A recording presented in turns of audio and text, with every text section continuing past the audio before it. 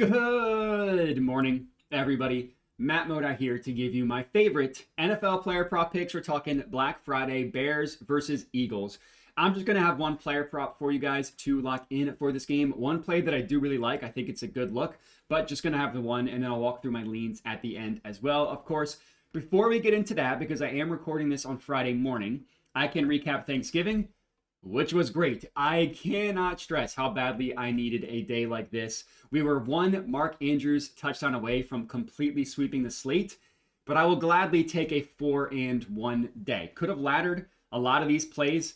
Doesn't matter. We'll just take the green and be very happy for it. We were 4-1 yesterday. We cashed out Watson, Montgomery, Rice, and Brown, all their receiving yardage props. We only missed Mark Andrews on the anytime tater, but very, very happy.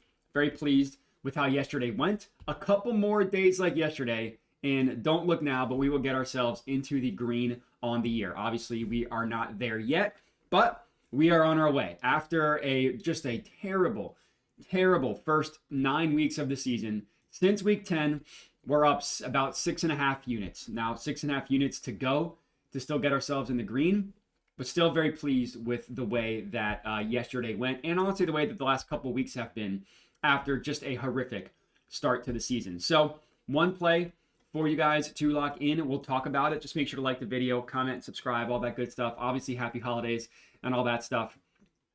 So the play that we're locking in here, we're going with Rome Odunze on the receiving yards. I was able to get this at 46.5 at -115 at BetMGM. It actually was -110 at Bet365, but I missed that one. So this is the official number that I'm tracking is the 46.5 at BetMGM, but I would still take it at 47.5, and I would also make sure to check Bet365.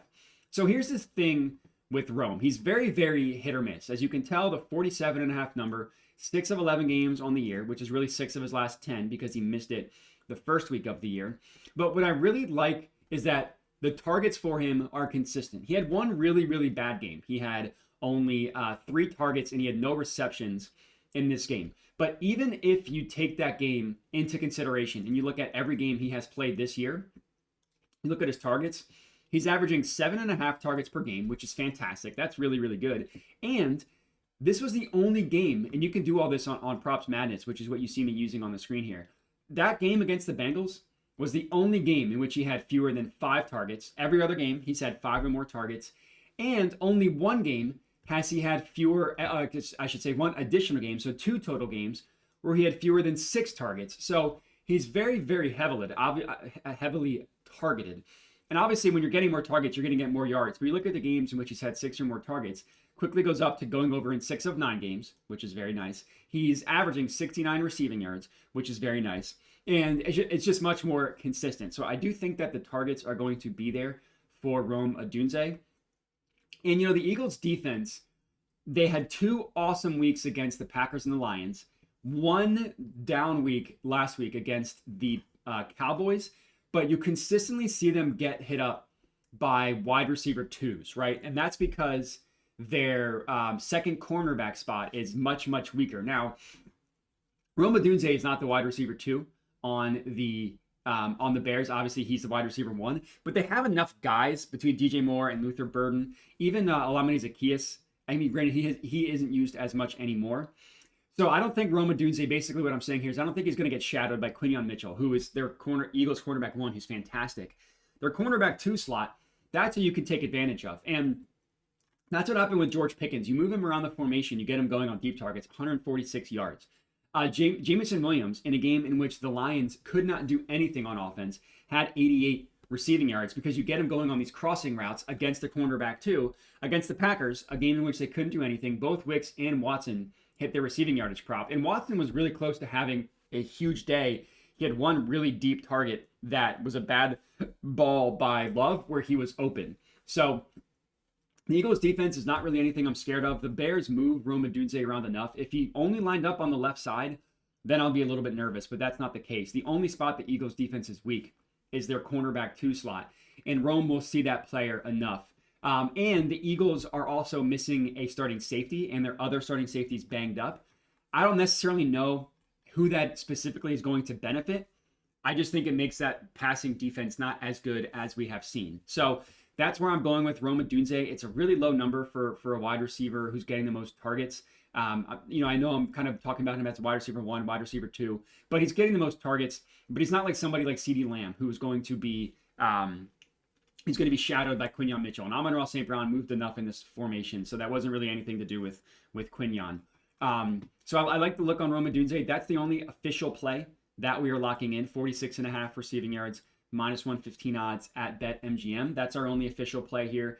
In terms of leans, I was really close to going back to A.J. Brown. I think that he's got a good chance to have a good game in this one. The Bears are getting their top cornerback back, Jalen Johnson, but their pass defense has not been very good. We've seen 9 of 15 receivers have hit their over by an average of almost 11 yards above what their over-under is priced at. Now, they've had good games recently, but J.J. McCarthy doesn't count, not a real quarterback. And this was played with Mason Rudolph, the red-nosed reindeer, as their starting quarterback. Before then, they were getting smoked by the Ravens and by Joe Flacco and by Jackson Dart.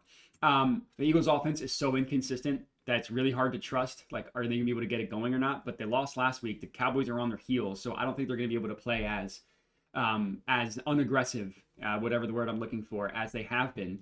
But one player that could have a good matchup advantage that's been very slow recently is Dallas Goedert. The Bears are missing their top 2 linebackers, which I think is going to help Dallas Goedert a lot. You know, his yards have not been very good. As you can tell, he's only hit the 35.5, 34.5 in 4 out of 10 games. He had one really big game against the Giants. Everything else is kind of like 37, 44, 43. I think if you wanted to back Goddard, the touchdowns would make the most sense. He was on a touchdown barrage at the beginning of the year. I mean, his first 7 games, he scored 7 touchdowns. Hasn't scored in 3 straight. But they like using him around the goal line. You can get plus 200, so double even money for him to score a touchdown. That's where I would go on the Eagles. Saquon Barkley's got a good rushing game, but at what point are we just going to stop? Like, it's priced at 77.5. He's averaging 62 on the season. I think that so much is being made of how good the Eagles' run offense was last year that it's just he's consistently overvalued. Like, he's only gone over his line in 3 games this year. Their books are making a killing off of Saquon Barkley and his rushing prop. And he's had good matchups against the Cowboys, against the Giants, against the Cowboys in week 1, and hasn't really been able to do anything. And he's getting a ton of carries. So I'm not touching Saquon. He's got a good running matchup. I'm not touching it. And then the only other one that I wanted to mention here was Swift on the receiving yards. He's been very consistent in the receiving yardage game. Over 10.5 at minus 110 odds is a very, very good price. He's gone over that in 8 of 10 games. He's averaging 22 receiving yards per game. Now, he had a blow-up game with 67 against the Commanders. Still gone over in 8 of 10 games. The Eagles have been hit pretty hard by running back receiving props. They've allowed the 4th most receiving yards per game, specifically to running backs. And you can tell that, and then you've seen some.